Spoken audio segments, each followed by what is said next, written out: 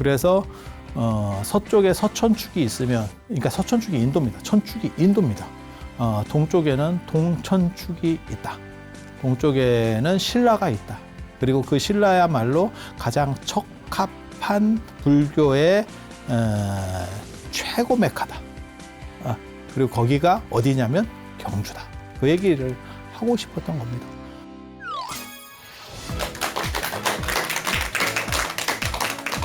자, 안녕하세요.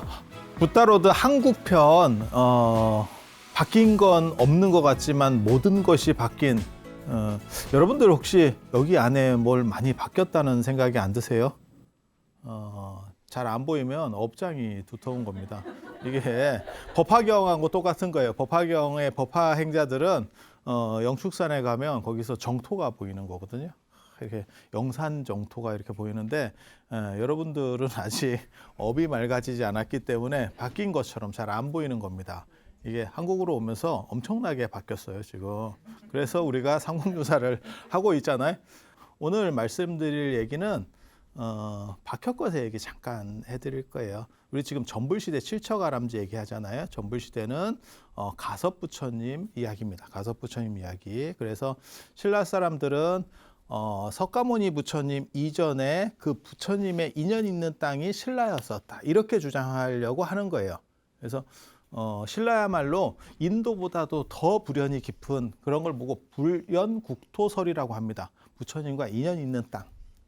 그리고 되게 재밌는 게 나중에 이제 진종설이라고 그래서 진평왕 계열에서 뭐가 나오냐면 우리는 실제로는 인도의 크샤트리아 종족이었다. 뭐 이런 또 기가 막힌 혈통 얘기가 나옵니다. 이거 굉장히 재밌어요. 이거 너무 이상한 얘기를 하는 거 아니야? 이렇게 할지 모르지만 무언가 또 스토리가 막 섞여 있어요. 그래서 한번 따라 들어보시면 되게 재미있습니다. 근데 오늘 왜 박혁거세 얘기를 갑자기 하냐면 삼국유사에서 박혁거세 얘기를 하는 게 아니고 담엄사 얘기 때문에 박혁거세 얘기를 하는 거예요. 지금 담엄사라는 절이 있는데 이 담엄사라고 하는 서청천 담엄사가 전불시대 칠처가람지 중에 한 곳인데 그게 어디 있냐면 오릉, 경주의 유적지 중에 능이 5개 있다 그래서 오릉이에요. 자, 그래서 이 오릉 안에 현재는 오릉 안에 담엄사가 있습니다. 실제로는 담엄사가 어떻게 나오냐면 담엄사 북쪽에 오릉이 있다 이렇게 지명들이 나오거든요. 경주에 왕릉이 많지만 제대로 위치를 아는 능은 거의 없습니다. 그러니까 주인이 누군지를 몰라. 그냥 다 통밥으로 찍어 놓은 거예요. 그래서 사천왕사 위에 선덕여왕릉이라든지 이런 오릉이라든지 몇 개만 합니다. 나머지는 다 그냥 통밥으로 굴려놓은 겁니다. 그래서 무슨 릉 누구 무덤 이렇게 써 있던데요. 인생이 다 그런 겁니다. 그러면 발굴하에서 확인해 보면 되지 않습니까? 없습니다. 이미 다 털렸습니다. 이미 다 털려서 털어봐야 나올 게 없습니다. 현재 그런 상황이라고 보시면 돼요. 이 오릉은 입장료를 내고 들어가면 이 오릉만 있는 게 아니고 이 옆에 뭐가 있냐면 이제 박혁거세 뭐라 할까 기념관, 예전으로 말하면 추모 사당이 있습니다. 그리고 아령정이 있어요. 아령정. 이게 패키지로 다 묶여 있어요. 원래는 그게 한 팀은 아니었는데 다 쪼개져 있었는데 지금은 하나로 공원처럼 이렇게 블럭을 묶어놨습니다. 제가 붓다로드 이 한국편 특집으로 이 경주 이런 데를 지금 가려고 하는데 이제 곧 갈 겁니다. 가려고 이렇게 하고 있는데 이 오릉 쪽 저 담엄사를 가야 될까 말아야 될까 계속 고민을 했거든요. 그래서 안 가기로. 이유는 뭐냐면 영역이 넓어서 걸어 다니기 귀찮겠어. 걸어 다니기 힘들어. 힘들어. 그리고 더워. 우리 친절한 유적지 좋아합니다. 친절한 유적지 좋아하기 때문에 그래서 가면 이 아령 아세요? 아령? 아령 들어보셨어요? 예전에 드라마에 나왔었어요. 아리영. 아령. 그래서 박혁거세 부인입니다. 박혁거세 부인. 그래서 이제 그분이 거기서 그 연못에서 진짜 연못이 아니고 우물이 있어요. 고신라 기록을 보면 우물 얘기하고 용 얘기 되게 나옵니다. 그래서 박혁거세도 나정이라고 하는 양산촌의 나정이라고 하는 데서 지금 팔각형 우물터가 발견이 다 됐어요. 그리고 그 옆에 이제 창림사라고 박혁거세가 처음으로 왕궁으로 정했던 데를 나중에 사찰로다가 바꿉니다. 예전에는 다 그렇게 합니다. 그러니까는 왕이 난 왕기가 서린 뭐 이런데 안 그러면 궁궐을 옮겼어요. 그러면 그걸 민가로 쓰기는 그렇잖아요. 그러면 그걸 사찰로다가 써요. 그래서 창림사터도 있고 다 있는데, 그러니까 되게 재밌죠. 박혁거세도 어떻게 보면 나정이라고 나정이라는데 이렇게 가보니까 거기에 백마가 무릎을 꿇고 있더래. 그 얘기는 뭐예요? 말이 죄졌는갑다. 그래서 그 흰말이 이렇게 있다가 사람이 오니까 탁 날아가더라. 페가수스야? 뭐라고 날아가더라. 그래서 이 말은 갖고 그걸 딱 그 함을 열어보니까 거기에서 알이 나왔고, 그게 이제 박혁거세의 탄생이잖아요. 그래서 육부촌장이 나중에 박혁거세를 이제 어떻게 보면 저 부족의 리더로 통합 리더로 이렇게 올리는 거잖아요. 그게 신라의 시작이잖아요. 맞죠? 다 들어보신 얘기잖아요.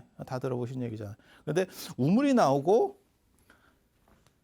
우물하고 어떤 동물이 나옵니다. 우물하고 동물. 이 동물은 말이 될 수도 있고 닭이 될 수도 있는데 이게 되게 재밌어요. 용하고 통합니다. 그래서 뭐 계룡, 그 다음에 용마 뭐 이런 식으로 되게 재밌어요. 그리고 용 진짜 많이 나와.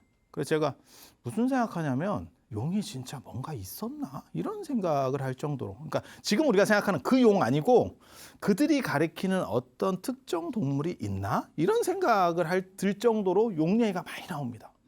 용 얘기가 많이 나옵니다. 그래서 박혁거세는 저렇게 탄생을 하게 되는 거고, 이제 저 부인인 아리영 도 저 똑같이 아령정에서 그 우물 옆에 그거는 계룡이에요. 계룡. 계룡이 뭔지는 정확하게 잘 모르겠는데. 닭이 용으로 어떻게?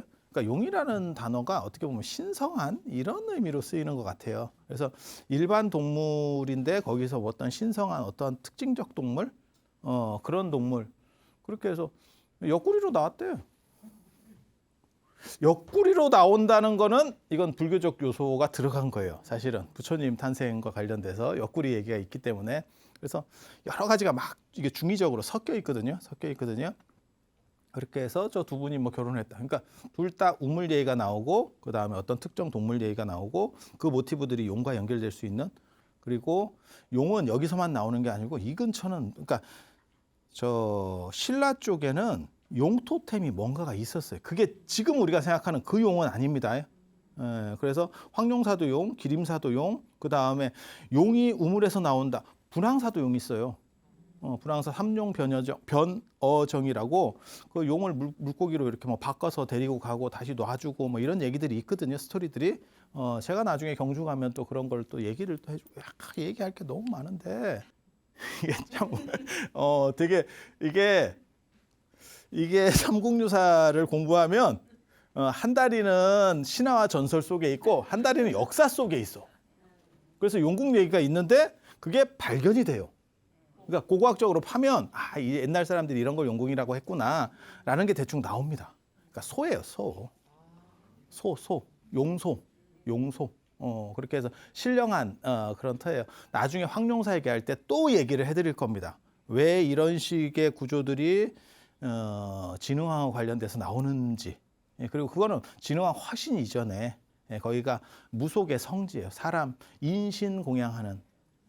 그래서 심청이 생각하면 돼요. 그렇게 밀어넣고 뭐 했었던 그러한 어떻게 보면 성소라고 보시면 돼요. 그 무속의 자리를 나중에 불교가 들어가면서 이제 정화해내는 거죠. 그래서 용은 승천하고 뭐 이렇게 또 뭐 이렇게. 근데 승천만 해서 끝난 게 아니고 다시 용이 내려와요. 소리가 복잡합니다. 그래서 거기 상징들을 해석하면 아무튼 굉장히 재밌어.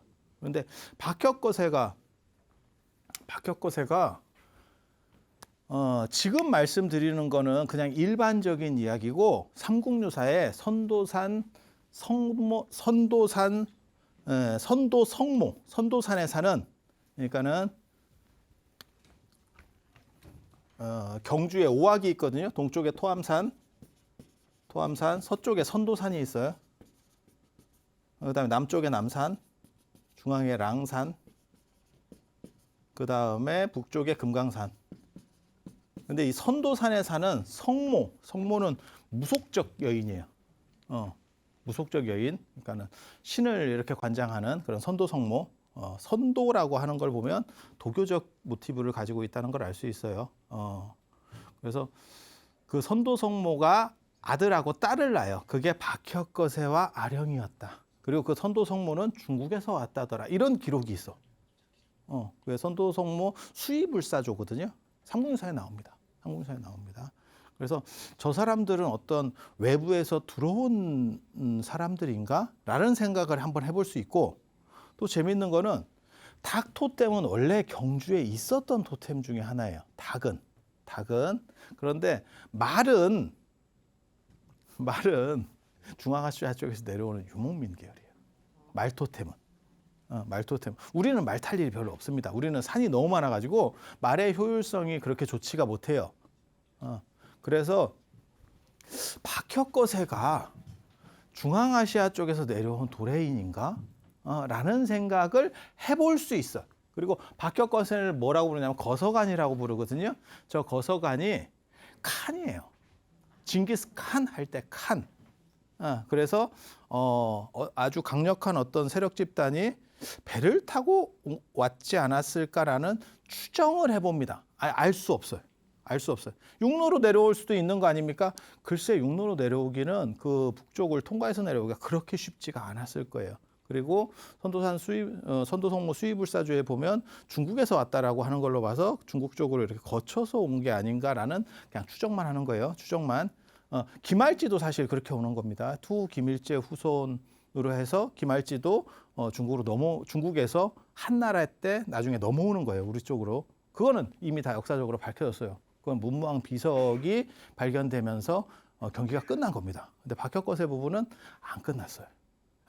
그런데 되게 재밌는 게 그 육부촌장들이 박혁거세를 어떻게 보면 칸으로 이렇게 올렸는데, 칸으로 그러니까 외부인인데 불구하고 이렇게 올려준 거잖아요. 그런데 박혁거세가 죽을 때 희한한 일이 벌어집니다. 61년 동안 재위기간이 61년이에요. 아무도 안 놀래네.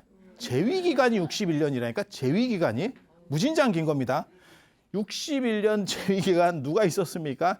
천고일제 강희제. 그런 정도로 엄청나게 긴 재위기간을 가진 사람이에요. 신라 전 역사를 통틀어서 박혁거세하고 뻐까뻐까하게 가는 사람이 54년 재위기간. 진평왕입니다. 선덕여왕 아버지 진평왕. 굉장히 대단한 사람이에요. 그래서 진평왕이 그렇게 정치를 잘하고 딱 이러니까 하늘에서 제석천이 하느님이 허리띠를 선물했대. 택배로. 천사옥대예요. 그게 천사옥대. 그런 식으로 자꾸 하지 마. 이게 굉장히 중요한 얘기를 하는 거예요, 이거 지금. 그리고 저는 제가 이렇게 슬렁슬렁 얘기해서 그렇지, 제가 고신라사 이런 거 다 전공자입니다. 제가 신라 전문가예요. 나 전문가. 내가 이런 쪽 논문을 도대체 얼마나 썼는데, 그렇게 믿거나 말거나 한 표정, 불경합니다.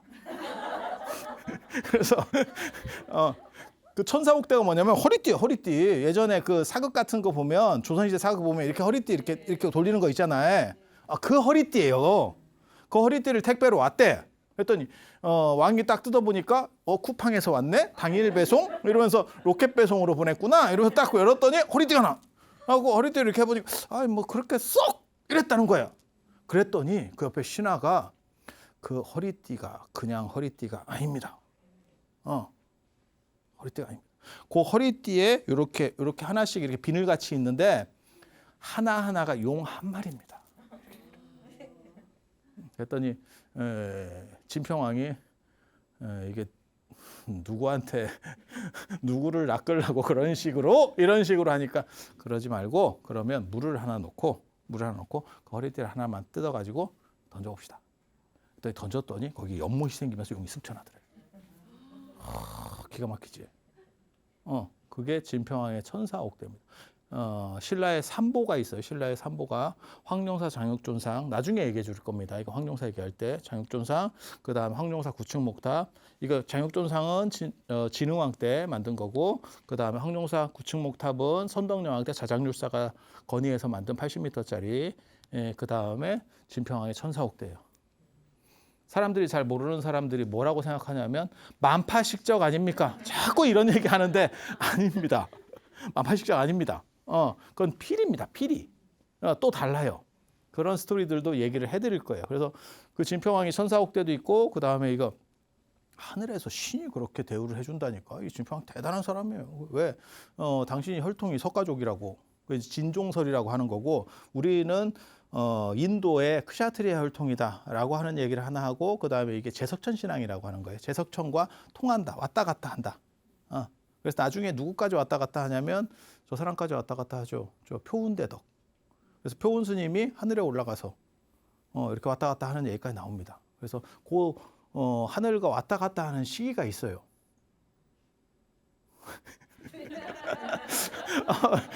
나도 약간 그렇긴 한데 아무튼 있어.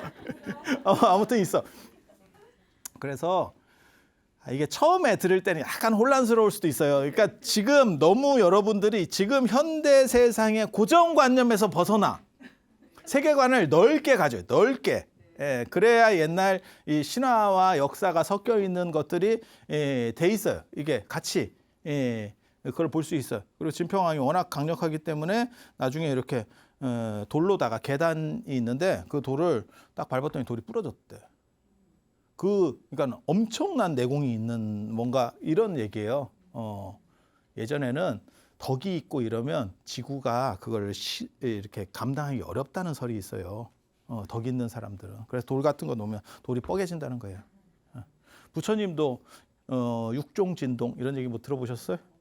뭐 깨달음을 얻거나 뭐 굉장히 놀랄 만한 반전 상황이 되면 땅이 흔들리고 뭐 이런 표현이 나오는 게 그런 식의 모티브들입니다. 대부분 다 비슷한 스토리인데, 그래서 그게 이제 진평왕이 어떤 대단한 점을 나타내 주는 거고, 이 진평왕이 상식적으로만 알아두세요. 우리가 성골이라고 하잖아요. 그 성골이 사실은 진평왕과 진평왕 개만 얘기하는 거다라는 게 가장 어떻게 보면 힘을 얻는 설 중에 하나예요. 그러니까 54년 동안 재위하면서 우리는 일반 진골하고 또 다른 더 로얄 패밀리야 라고 주장을 하고 싶었던 게 성골이 아닌가 이렇게 추정을 해요. 그래서 그런 얘기까지 섞여 있는 게 진평왕인데, 박혁거세는 61년 동안 재위 기간을 가졌었고, 끝났을 때가 이게 되게 재밌어요. 박혁거세가 하늘로 승천합니다. 기원 전후에는 언간하면 하늘은 다 한두 번씩 왔다 갔다 합니다. 그러니까 예수만 왔다 갔다 하는 게 아니에요. 무하마드도 올라가요. 올라가. 그리고 다시 내려와서 무덤이 있지. 예수는 가서 끝이라 그러고 왔다 갔다 하는 사람도 있고, 그 다음에 올라가서 안 오는 사람도 있고, 올라가서 안 오는 건 다 죽었나? 이렇게 너무 올라간 거 아니요? 너무 올라간 거 아니요? 태양 가까이 가면 간다. 그래서 이렇게 올라갔다가 내려오는 사람도 있고, 박혁거세가 제일 이해하기 힘듭니다. 박혁거세는 올라갔는데 5토막이 나서 떨어집니다. 땅으로. 일주일 뒤에 5토막으로 쪼개져서 떨어져요. 이게 도대체 뭔 소리지? 그렇게 해서 그 5토막을 묻었다는 게 오릉이에요.